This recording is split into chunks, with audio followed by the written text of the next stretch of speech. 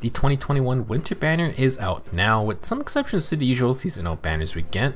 On this Christmas themed season, you can get winter versions of Manuela, Artur from Sacred Stones, Mirabilis, and Harmonic Lysithea Lute. We're going over everyone's stats, skills, and discuss some general playstyles with build ideas. Important to know that this winter banner does have sparking, and it actually has 3 of them. You can select a free banner unit after 40, 80, and 120 summons, and there are some prime skills on this banner that are definitely worth the spark. As for the 4-star focus unit, this time it is Winter Manuela. She's available at 4-star and 5-star rarity. As a unit, Winter Manuela is an armored sword unit, and she is the first one we've gotten in 2 years, I believe. Manuela makes her Fey debut with 42 HP, 37 attack, 42 speed, 38 defense, and 31 resistance. She's an extremely fast army unit and fastest in the game base stat wise. She even has a speed super boon, which would be a lot of fun to try out. For her other stats, she has some decent attack and defense and okay resistance with somewhat low HP for a melee armor unit. Her main selling point is her speed and what you can do with that using certain armor only skills. Speaking of which, for old skills, Manuela comes with Ignis, Attack at Speed Form 3, and Special Fighter 3. Special Fighter is insane to put on a 4-star focus unit, and it's even Manuela's 4-star skill, which is quite generous. If you want to stock up on Special Fighter, this may be the time to do so. For her weapon, Manuela has a new inheritable sword called the Winter Rapier Plus. This is a 14-white sword that basically comes with attack and defense unity.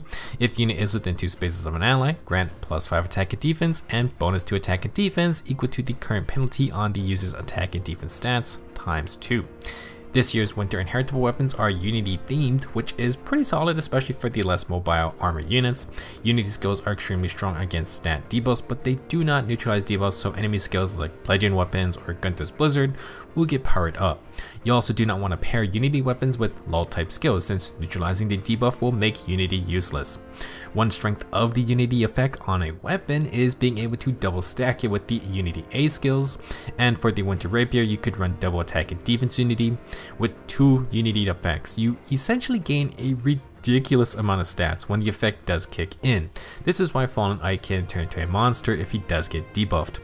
Now, the downside of double Unity skills is that if you aren't debuffed, you basically just have some okay stat boosting effects. When it works, it is insane, but you must have debuffs on you. Now for builds, Winter Manuela is in a great position by starting with Special Fighter. Special Fighter is strongest on armor units who can double, and Manuela will try to do that via just winning out through speed.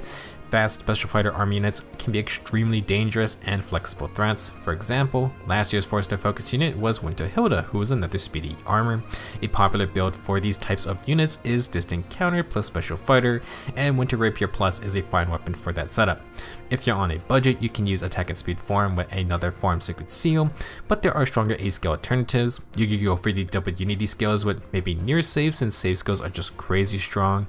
Manuela could try to stack a ton of speed and defense to just be an annoying melee brawler. If you don't want to run Special Fighter, you could use Crafty Fighter for the guaranteed follow-up attack.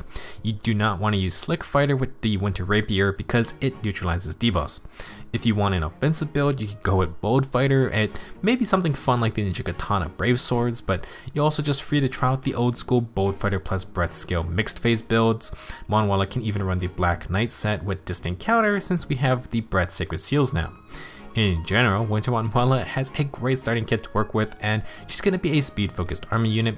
She should definitely try to abuse Special Fighter, but if you're going for high investment, then she can run all sorts of builds using the various armor B skills, and of course the new save skills from this year. It might be a bit risky to field a red armor currently when Brave Erica is asserting her dominance, but Winter Manuela is still a solid 4-star focus unit. Next up is Winter Artur, who also makes his Fey debut. This Artur is from Sacred Stones and is the early game monk, aka the Light Mage. He's friends with Lute, and his Wyvern Snow Globe is supposed to be a reference to his support with Cormag, where Artur befriends Cormag's Wyvern, Generog. As a unit, Arthur's going to be a green armored mage with 43 HP, 41 attack, 19 speed, 35 defense, and 41 resistance. He is very min-maxed for low speed and has attack and res super boons, which are both great options. Winter Artur is going to be one tanky mage to get through. For old skills, Artur has Icebreaker as a special and then Odd Follow-up 3. Every odd turn, he's going to get the Omnibreaker effect, so he gets a free follow-up attack and prevents the enemy's follow-up attack. Pretty powerful, but working every other turn can be an issue. For his weapon, the Snow Globe Plus is an attack and res unity tome. It's not a bad inheritable option if you want to fight other magic damage dealers, and like the Winter Rapier, you're free to double stack attack and res unity A skills. The A skill version is definitely a bit hard to get though, since it's on 2 limited times 5-star seasonals. Meanwhile, attack and defense unity is on 2 of our free book related units if you got extras. Artur brings with him another juicy skill though, probably the most valuable one on the banner. He introduces Defense and Res Far Save 3. If a ranged foe initiates combat against an ally within 2 spaces of unit, triggers Savior, and the user is going to get +4 defense and res during combat. If you've been playing Faith for a while, you should know about save skills and their potency. Far Save is for ranged threats, and you can turn any army unit into an enemy phase specialist. This variant only gives you defense or res instead of something useful like extra attack. It is the pure tanking option, and if you want, Bracing Stance is also on this banner for maximum physical or magical damage tanking. Regardless, save skills are really just needed for that savior effect. That ability is just so powerful. Artur's going to need a little bit of help, but he can be a good far save unit. He is super tanky naturally, and his attack and res unity tome is not a bad weapon to have. You can keep odd follow-up for the player and enemy phase potential, but the every other turn inconsistency probably isn't worth it, especially when you have far save. The strongest perk of save skills is that you can spec into a pure enemy phase build that specializes in either melee or ranged combat.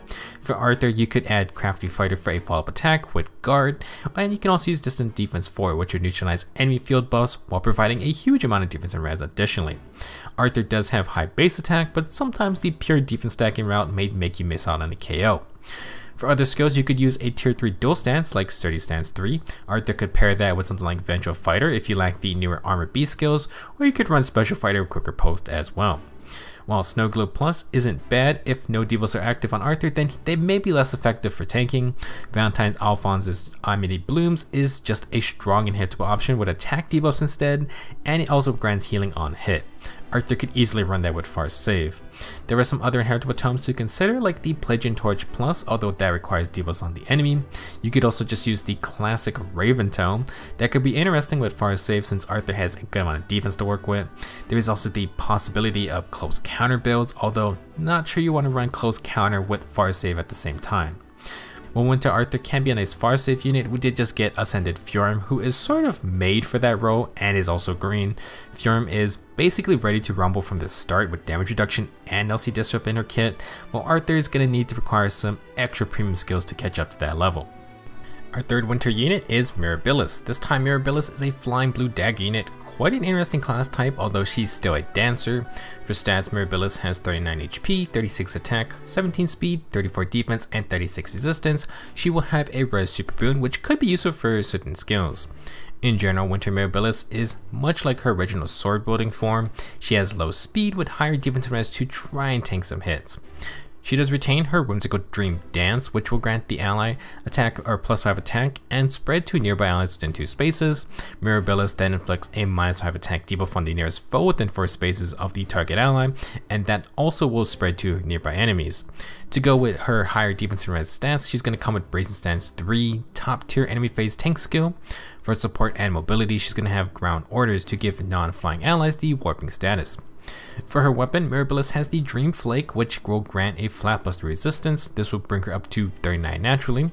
If a penalty is active on any foe within 3 rows or 3 columns of Mirabilis, she inflicts -5 attack on them during combat. So this is very similar to her regular sword, except it also works within 3 rows of Mirabilis, and this time it's only focusing on inflicting attack debuffs. The idea is that Mirabilis can provide long-range debuffing support, and her dance also applies an attack debuff to stack with it. Generally, this weapon is best if you have debuffing without Mirabilis needing to dance, but it's fine regardless. For a new inheritable skill, Mirabilis will come with Speed Cantrip 3. This is a dancer only B skill which inflicts -7 speed on the nearest foe within 4 spaces after you dance an ally. So this can stack with Whimsical Dream to apply attack speed debuffs to the nearest enemy, and you're also going to be proccing the Dream Flake additional debuffs. In terms of builds and playstyles, Winter Mirabilis is pretty much like her original form. She is primarily a supportive dancer, and she has some tank skills to try and not get taken out so easily. While speed cantrip can be nice, it's just hard to top Wings of Mercy for a lot of scenarios, and with her high resistance, Mirabilis can also run a sabotage debuff. Ploy debuffs are also fitting for the C slot or Sacred Seal slot, and if you want to stack flat defense, you can use Fortress Defense and Res skills. If you want Mirabilis to KO anything, you're probably going to need Quicker Post to even have a chance. Otherwise, her main goals are to survive, dance, and debuff. While Dreamflake works nicely with her unique dance, as a dagger unit, Mirabilis is also able to run the Courtly Mask Plus. This weapon grants 50% damage reduction on first attacks if you get doubled, which should be quite often with her low speed. You can then use Deflect Magic or Missile to get more damage reduction on later hits, although they must be consecutive hits, and that may not always happen since Winter Mirabilis can counter against range attacks. Running a Deflect Sacred Seal may only be useful against brave weapons, which are honestly pretty present decently often, to be fair. Mirabilis cannot run Deflect Melee, sadly. Now, you can get Courtly Mask from Dancer Lachesis, who is in the Divine Code shop, but it's not like this will completely keep Mirabilis safe at all times, so just be careful. Another dagger she could use is the Tamari Plus dagger, which is basically sabotage attack and speed, but since Whimsical Dance already applies attack debuffs as well, it may not be the best option either. Dreamflake could be pretty annoying with other stacking attack debuffs like Rain Sea Skills or Archer Hinika's Refine. It's certainly not a bad weapon itself. Last unit on the banner is Harmonic Lysithea and Lute. The young prodigy mages are tag teaming to be our very first colorless mage cavalier. Harmonic Lysithea will have 38 HP, 42 attack, 40 speed, 19 defense, and 23 resistance. She has super boons in attack, speed, and res, but generally speaking, Lysithea is going to be a glass cannon, so more attack and speed are the most beneficial. For old skills, they're going to come with Moonbow, Swissbearer 3, and Attack and Res Far Trace. Classic player face setup, and Kanto is always a great perk, even if Far Trace doesn't always activate. Lysithea's weapon is going to be the Sweet Yule Log, and this is quite a weapon. It is a 14 might tome that accelerates specials, and if she has more than 25% HP, she gains plus 6 attack and speed during combat. When Lysithea initiates combat, she's also going to do a speed check with the enemy. If Lysithea loses the speed check or outspeeds with a value of 9 or less, she's going to get Desperation. If she wins the speed check with a value of 10 or more, then she gets Brave Attacks. That is pretty scary. Against slow enemies, Sweet Yule Log is a 20 might slang Brave Tome, and this is comparable to Spring Severa's weapon, but I think it's a bit easier to activate. It's extremely deadly as a weapon, and Lysithea can also proc Moonbow on her second attack. Now, the Desperation part of this weapon is a bit awkward. Since you need 5 or more speed to double naturally, Desperation is only useful if Lysithea outspeeds by 5, but less than 9. The main obstacle is that this can be stopped by fall prevention skills, whereas Brave Attacks will always 2-tap and possibly quad if you're not stopped. Interesting to note is that Desperation is granted even if Lysithea loses the speed check completely, and this may seem kind of dumb. However, it can be used with skills and effects that give Lysithea a free follow-up attack. The easiest example of this is Breaker skills. If Lysithea has Sword Breaker but loses the speed check to a speedy Sword Master, she could still use the free follow-up attack with Desperation to attack twice in a row. There are a couple other ways to get a free follow-up attack, but they're not very practical. This is something to keep in mind for the future, but generally speaking, Harmonic Lysithea is or would prefer to outspeed by 10 or more and just get the instant 2-tap Brave Attacks. Now for their Harmonized skill, Lysithea and Lute are going to gain a plus 6 attack field buff, Resonance Blades, and bonus doubler. They will also give these effects to allies from Sacred Stones or 3 houses.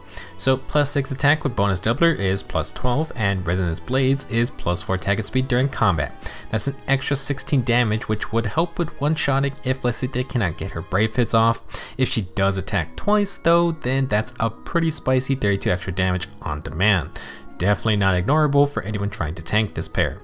For her new inheritable skill, Lysithea and Lute have colorless Feud 3. It seems like the devs want to push these feud skills out fast, and the colorless one is quite interesting. As a refresher, basically feud skills act like Bramimons and Penetrate with Dark for their specified color, and inflict -4 to all stats on top of that. If you fight a foe not of that type, then you instead disable all support skills of the units of that specified color. Feud skills can be strong, but are generally going to be for anti-meta purposes. For example, Colorless Feud puts a huge target on Flame and her damage reduction staff. It can also disable the stat buffs of someone like Ashe and Melissa's skills, and also dual Hilda's cooldown reduction staff. An important note for Colorless Feud is that it can be inherited by any unit. Now in terms of playstyle, Harmonic Lysithea and Lute are very much player phase glass cannons. Ideally you want to outspeed by 10 or more, and that's going to get you brave attacks with quad potential. If you need more damage, you can use their Harmonize skill, and after they delete some poor fool, you can possibly Kanto away. You pretty much just want to stack more attack and speed, and strangely they didn't get speed and reservoir trace, which would be the best option for them. Attack debuffs aren't doing much with such little defense and res. For pure combat power, low speed and res is stronger, so you disable field buffs, but as summoner duels have demonstrated, the value of Kanto is extremely high. Now, despite getting desperation from Sweet Yule Log, you can just use the B-skill version for when Lysithea and Lute end up quad attacking. Their weapon has a 25% HP threshold though, so getting in desperation range may be an issue. If you think Colorless Feud is needed or not needed, then I think a speed buff would be nice to add. Joint Hone Speed or Rouse Attack and Speed would be nice. I suppose since the Harmonize skill does grant bonus doubler, defense and res field buffs don't hurt either, but generally speaking, Lysithea does not want to take any kind of major damage. Some problems for Harmonic Lysithea is going to be damage reduction. She does not have a way to deal with that, and against dodge, she may not outspeed those units like Yanfei. Additionally, she's very squishy, so without brave attacks, a solid counterattack can just end Lysithea immediately, even if she has the desperation effect active with a natural double. Even though Dual Corrin may not have as much damage or accelerated specials like Harmonic Lysithea, she's always attacking twice, even if she is outsped. You really can't underestimate the simplicity of a weapon sometimes. Overall, Harmonic Lysithea is definitely another threat to watch out for. She is colorless, so unless you got a Raven Tome, she has no disadvantageous matchups, but she also isn't completely strong against any one color either. As per usual, if possible, you want to get to her first, and things are going to be a lot simpler then. That will be it for this banner breakdown. Have fun with this year's winter units, and for those not summoning, we have a new Tempest Trials unit to get. It's going to be Winter Ignatz, and he's looking like another solid free armor unit. The Tempest Trials is out right now, and it's the Ice and Flame finale as well. Let me know your thoughts on our winter banner. Don't forget about the 3 sparks available, and I'll see you in the next video.